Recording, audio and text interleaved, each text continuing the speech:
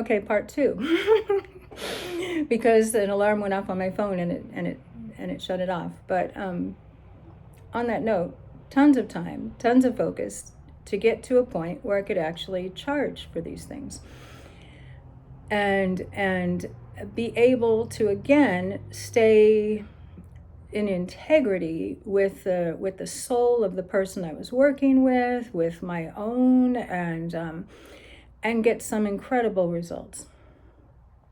And so, why shouldn't you charge 5,000 for your offer? Well, for one, if you don't have a huge amount of experience, if you don't have on some level an authority, some kind of authority that has reflected to you who you are spiritually, if not several, and has acknowledged that you're a teacher.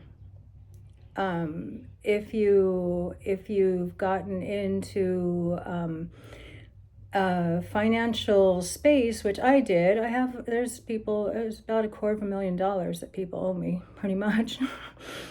But if you've gotten into a spot where it's like, I need to pay my rent, and then you're in a desperate space, and someone that may not even be aligned to work with you, you're going to push them into working with you. And then if you're bringing any kind of spiritual energy in, and then it can get a little iffy with spirit guides, because sometimes you don't know, there might be some other things going on in that transaction. So I've always just worked straight from source, and sometimes many different forms of the goddess of God comes in, and a lot of times it relates to the soul of that person, and what our intention is, what their intention, what our collective intention is, and it always has to be not just a win for the person that I'm working with.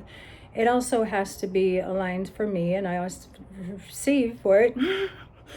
And then on the other level, it has to be a win in these times for this world to move humanity into the place of the prophesied golden ages, right? With the goddess awakening heaven on earth. That's what I was saying for some time in the work. And